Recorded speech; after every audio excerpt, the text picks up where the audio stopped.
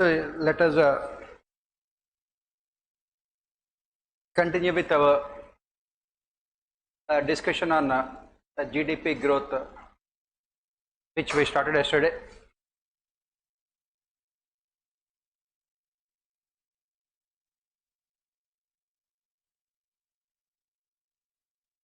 Right? There is more to be discussed than what we have done yesterday. So let us continue with our discussion. So what we have said yesterday was that the increase in GDP growth in this first quarter, even though it looks impressive in terms of absolute numbers, we have to go deep into those numbers while analyzing the GDP growth rate, right? So what RBI had estimated was around 16%, but the growth rate was less than what it was. And more importantly, as I said, what is important is the quality of the growth. Quality of the growth. If you look at it, the GDP growth rate was mostly because of increasing in what we call public administration expenditure, and also increase in capital expenditure of the government. Proceeding in analyzing the GDP growth rate further, what we say is that the growth rate was an increase in public administration expenditure and also increase in the capital expenditure of the government. Public administration means expenditure by the government on itself, consumption expenditure, right, on salaries and pensions and everything else, and also increase in capital expenditure of the government. And what we have not seen is we have not seen increase in consumption expenditure of people, what we call it as private consumption expenditure. It has not resulted any increase in private consumption expenditure.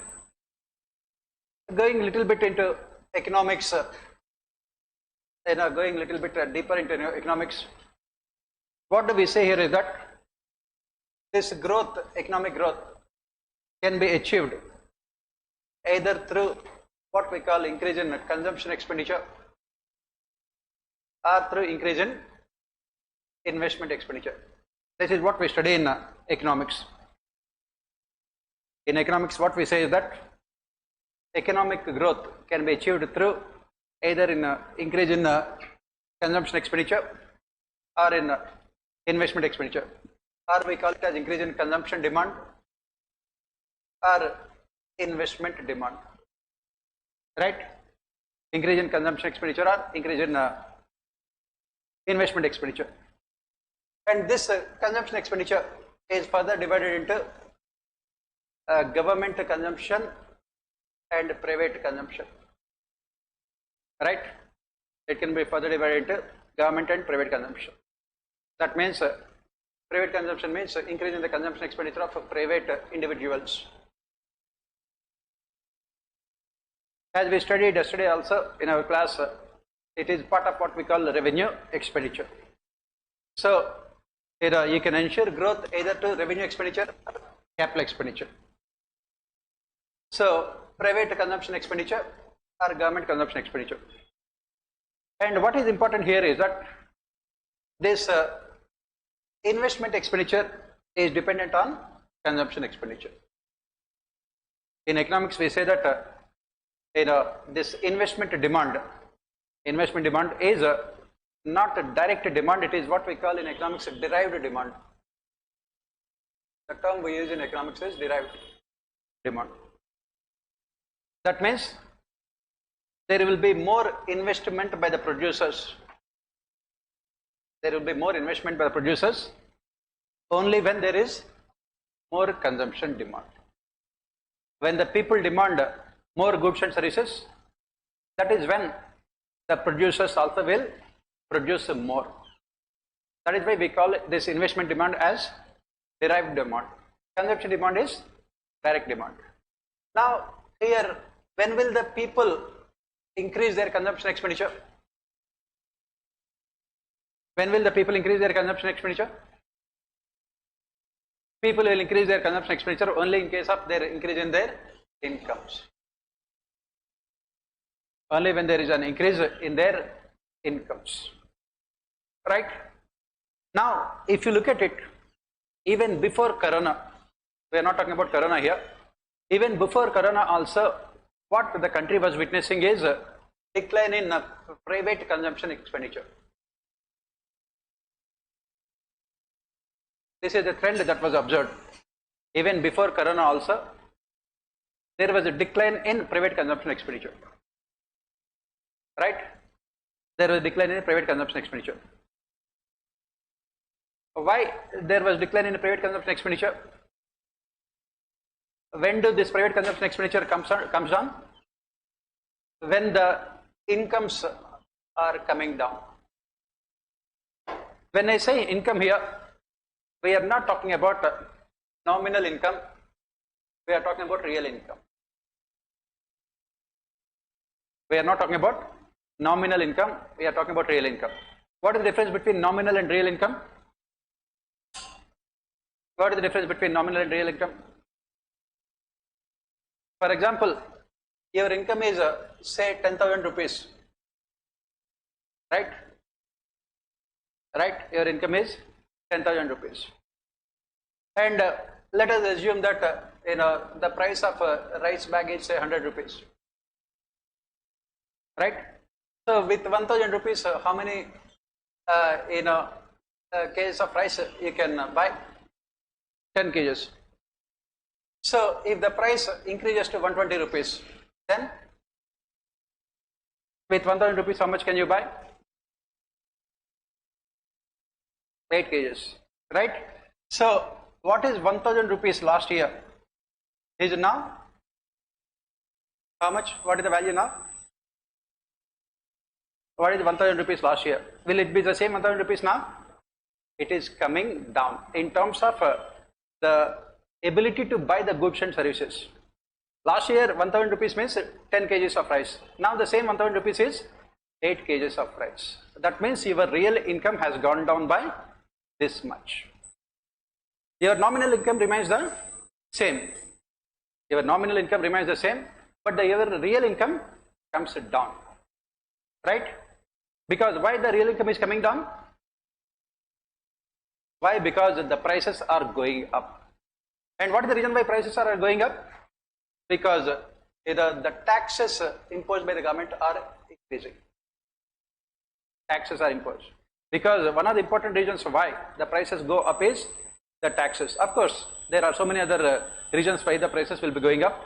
In case of India, if you look at in the last few years or so, it is the increase in the indirect taxes by the government that led to more inflation. So when people's income comes down, nominal, we are talking about real income, then what happens?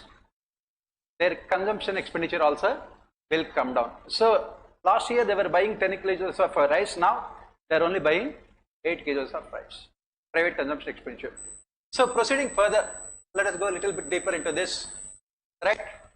When it comes to consumption expenditure in economics, what we say is that there are three different types of goods in economics. We call it them. We call them as necessaries, comforts, and luxuries. Right? There are three types of goods in economics: necessities, comforts, and luxuries. I don't know whether you have studied these things or not. Yes? No. Very good. I don't have to ask also. What is the point of asking? So, what are these necessaries, comforts, and luxuries? That is what we study in economics. In case of necessaries, they are essential for your livelihood. Right? If you don't buy them, you will die. And what kind of demand will be there for the necessaries? Please remember, all these questions are asked in your films nowadays. This is what we call, if you want to call it as macroeconomics, well, you can call it. If you call it as macroeconomics, you can call it. But whatever it may be, the questions are asked nowadays in your films. What kind of demand will be there for necessaries? Is the demand elastic or inelastic? These are the questions they are asking in your films nowadays. elastic or inelastic? What do you mean by elastic and what is inelastic? This year also in the prelims the question was asked.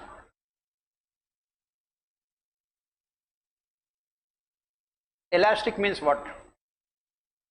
For example, our class timings are elastic. What do you mean by that? Even though class starts at 11:30, people can come at 11:45, 12, 1, 2 or also. Alright? Completely elastic, they can change. They are very flexible. Inelastic means after 11:30, even Corona also would not be allowed to enter into the class. Inelastic. So when we say necessities, the demand is what we call inelastic. Why? Because whatever may be the price, they are needed for you, for your consumption. So what you will do is that you will reduce the demand for comforts and luxuries. Right? For example, you are spending, please remember the same question was asked in your polity governance paper last year. Right? One thing you have to remember is that you have to interlink all the concepts, economy, polity, governance, everything. So what we are witnessing in the rural households is that because they are to spend so much amount of money on these necessities, they are not able to spend a good amount of money on education and health. Why? Because they are forced to spend a lot of money only on their survival, buying food and everything else. And the same question was asked in your political governance paper, I think 2 years back, for 15 marks. What is the reason why the amount of money spent by the households, rural households on education and health is coming down? Why? Because they are forced to spend huge amount of money on food. Because without food you cannot live. Without food you cannot live. So if you look at it, the demand for necessities is completely inelastic. In case of luxuries also it is inelastic. Why? Because these luxuries are for rich people. Right? These luxuries are for mostly rich people. They are not concerned about the price. For example, if the price of say Mercedes Benz car increases by 5 lakh rupees, how does it really matter to me? Not to me, to the rich people. Right? You are NPL, I am BPL. Right? And Rahul Gandhi is IPL. Right? Right? So that is what. So in case of luxuries, again this will not work.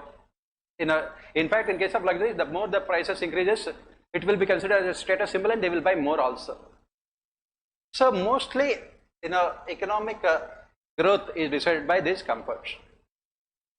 And this is where they are price elastic. Price elastic. Right? And this is what, if you look at the GDP growth rate also points out. What the GDP growth points out is that in case of these comforts, these luxuries, the demand is going up. For example, the demand for, as we discussed yesterday, those cars which are priced about 10 lakh rupees, it is going up. Why? Because the rich people have become richer and they don't mind spending more on those luxuries. Whereas in case of those goods which are part of the category of comforts, the demand is coming down. Consumption demand is coming down. But what is the problem here? The demand for these luxuries, the market is very, very small. Right? Market is very, very small. What is the demand for, say, those cars which are about 10 lakh rupees? Very, very small. Right? Market is very small. So will they revive the private demand, private consumption demand? Can they result in reviving the private consumption demand? Obviously not. Then what should really revive the private consumption demand? The so-called comforts. For a middle class, what are these comforts? For a middle class people, what are the comforts? Small cars and two-wheelers. Right? Small cars, two-wheelers and other what we call electronic gadgets. They are the ones which should revive the demand. Now what is happening is that in case of India right now, the so-called middle class is fast disappearing. Either you have extremely rich class or mostly poor people. Extremely rich class and mostly poor people. So what is happening is that if you want to have this 9% growth rate, If you want to have 9% growth rate, you need to revive the strong middle class, right? You need to revive the strong middle class. That is where the entire game lies. And if you look at it, in the last few years, even before Corona also, what was happening is that due to various factors, whatever may be the factors, the inflation had become very high, especially for those who are part of the so-called lower middle class and other people. So that is the reason why they are forced to divert their consumption expenditure mostly on necessities. And food inflation also one of the reasons. And what are the other areas where you can revive the middle class demand? Housing sector. Because once people have basic, as we study with our Abraham Maslow also, once your basic needs are satisfied, you are looking for security needs, right? Security needs. Housing is part of security needs. Now what is happening in the housing sector also nowadays? What is happening in the housing sector? The problem is that the government had increased taxes, especially on cement. On cement, it is part of right now 28% in GST. Look at how this vicious cycle works. As we discussed also maybe today itself in our public administration class, the GST. Now the government is looking at GST only as an instrument to maximize revenues for itself. So every year the government is getting 1.4 lakh crores of rupees every month. They are getting 1.4 lakh crores, and the government says that it is a sign of recovery of economy, right? But where the government is going wrong here is that the government is getting this increase in GST not because of economic recovery, but because of increase in tax rates. Increase in tax rates. When you are putting cement in 28% category, what happens automatically? The input costs will go up. When the inputs are going up, then what happens? The prices also will go up, housing prices. And on the other hand, for middle class, it is a double whammy, because on the one hand, housing prices are going up. On the other hand, the interest rates are also going up. Repo rates and reverse repo rates. One, housing rates are going up. Second, repo rates and repo rates, they are also going up. So suddenly, what you can find within the middle class here is that they simply do not have enough financial resources to buy new houses. When the housing demand comes down, construction sector, and as you can see, yesterday we also have pointed out, the revival of the construction sector is not as what it should be for a growing economy like India after the Corona crisis. Already during Corona crisis, the entire housing sector had collapsed. On top of it, the taxation policies of the government are such that the government is interested in getting more revenues through taxes than on reviving economy. If you look at Times of India editorial and other editorials today, what they say is that the taxation policies of the government are one of the most important obstacles in terms of reviving economy. Taxation, especially the GST. The second one is customs and exchange duties, especially customs duties, imports, right? And in the last, if you look at it, from 2014 onwards till 2021, our exports have stagnated. The last time we have had highest exports were around 2011, when we had more than $330 billion of exports. The same figure was reached only in 2021. For 10 years, our exports had stagnated, right? Last year we have reached around $400 billion, right? So 2011 figure was, for the first time, we have crossed only in 2021. For 10 years, Indian economy, you can say, was completely lost to growth and development. So when the exports were coming down, right? When the exports were coming down, how can the government increase its revenues? How can the government increase its revenues? By increasing taxes. The government kept on increasing these customs and excise duties, so that the revenues would remain at the same level. Revenues would remain at the same level. before 2014, custom duties they were around 10%. Now they have been increased to 20%. So what is happening here? Most of our export-based industries import huge amount of raw material and machinery from foreign countries. Automatically, what happens? Your prices, your goods also would become less competitive in the international market. Why? Because of these import duties. That is the reason why this flagship scheme of the government, Make in India, is also a failure. Why Make in India is also a failure?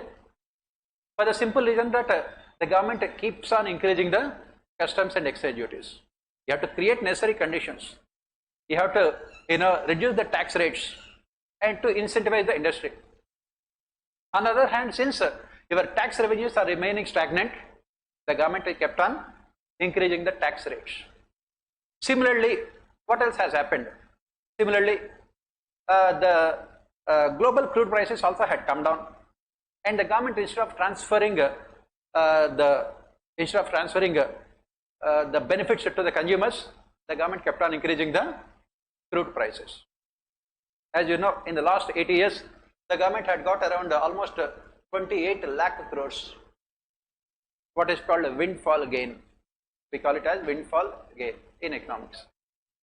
Because of decline in global crude prices. And what is happening, had this amount of money been transferred, at least 50% of it, transferred to the people, automatically the real incomes of the people would have increased. Then there would have been revival of consumption demand. On top of it, what else has happened with Corona?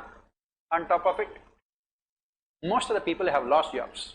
Again, if you look at today's newspaper, it clearly shows that this month of August has seen the worst kind of unemployment in the last so many years. Unemployment rate is the highest in the month of August.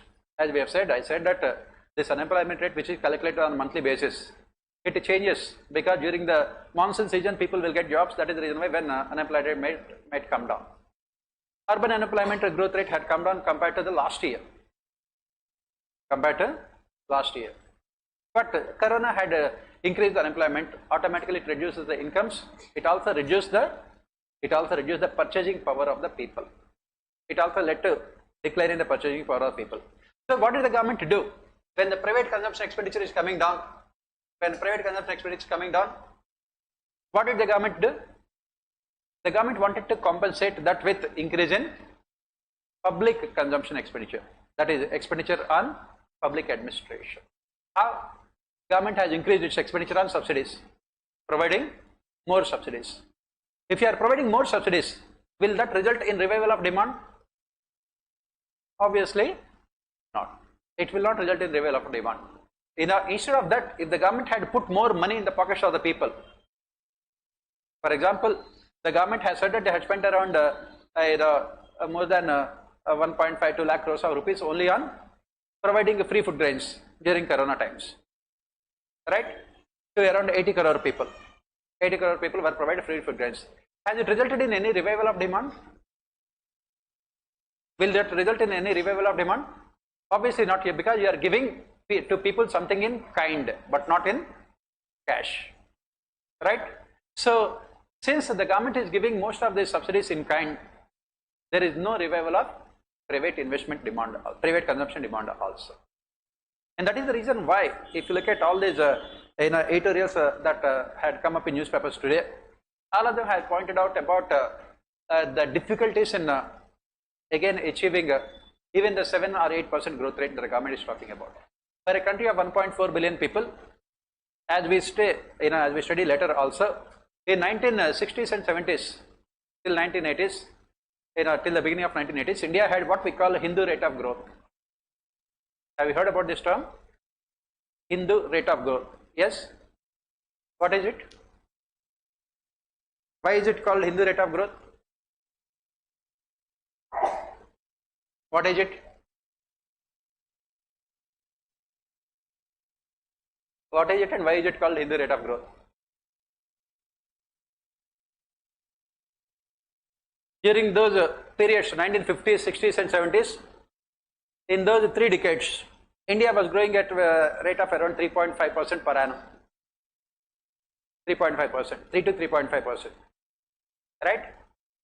And one of the economists sarcastically called it as Hindu rate of growth. Why?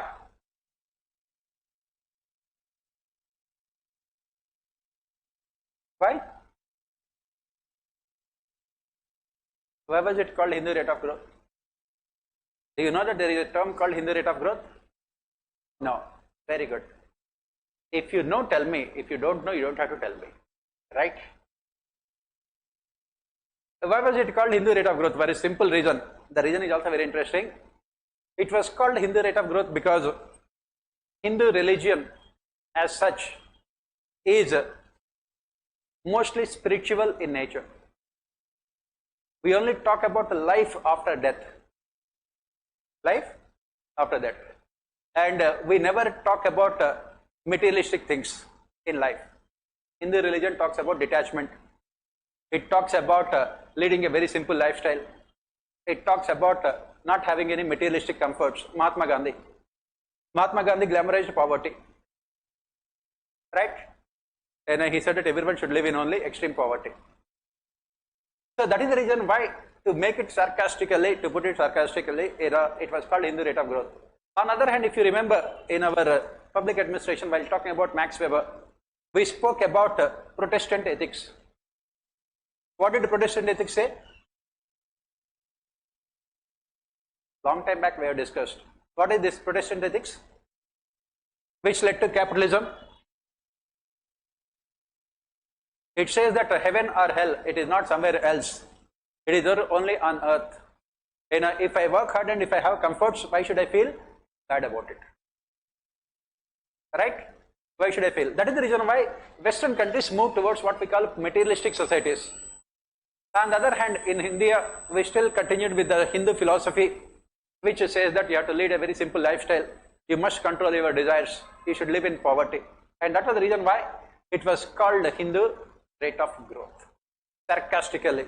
Even though you can grow at 8%, 9% per annum also, but we did not give importance to materialistic things like removing poverty, providing employment, providing education, health. We were focusing mostly on spiritual things like how to attain nirvana, salvation, right? How to integrate our soul with our inner soul with the divine soul, how to have detached life. And that is how it was called sarcastically. That is the reason why we never talked about simple things like housing, food, health, education, infrastructure. Now in those days, Hindu rate of growth means around 3 to 3.5%. Right now, Hindu rate of growth means 6% around. Looking at the kind of technological advancement we have made. So if you have to grow beyond 7%, or if you have to grow at 9%, the kind of economic policies that we are following may not be sufficient. What kind of policies that we have to follow? I think we can discuss them later. Right? We already have reached the time. These are the questions that UPSC keeps on asking. As I said, one of the most important observations even UPSC also made is that since in rural areas, because of the increase in the inflation, people are forced to spend more amount of money on their food.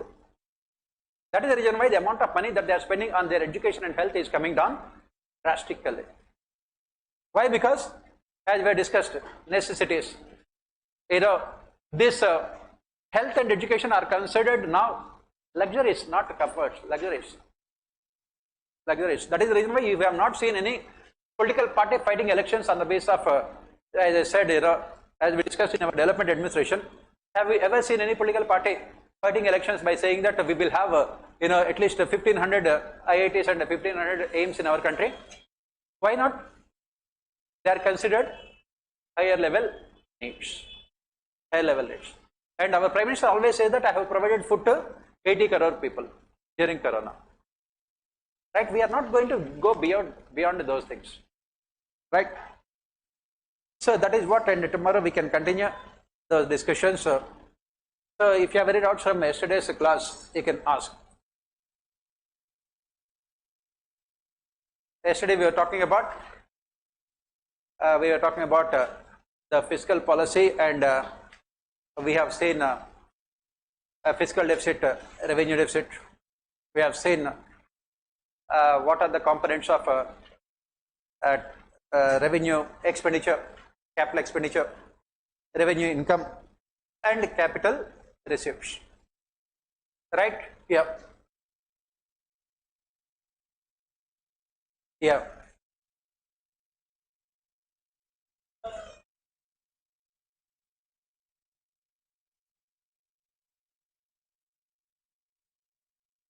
No, I did not get you. Come again.